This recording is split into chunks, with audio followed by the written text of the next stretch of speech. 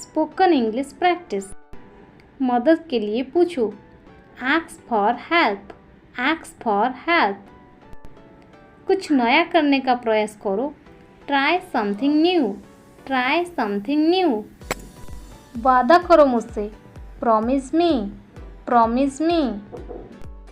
सकारात्मक रहो। Be positive, be positive. लिखो। Write down, write down. ठीक से व्यवहार करो। Behave properly, behave properly.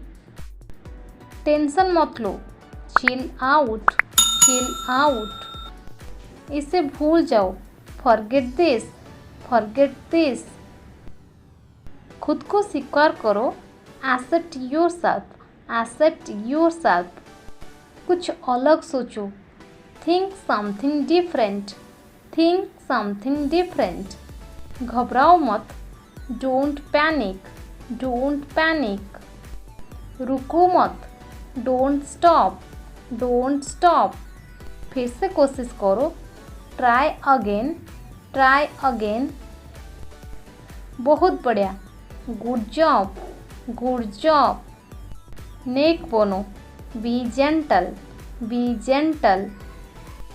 क्या हो गया? What's wrong, what's wrong. मैं भूल गया। I forgot, I forgot. क्या ये सुरक्षित है? Is it safe, is it safe.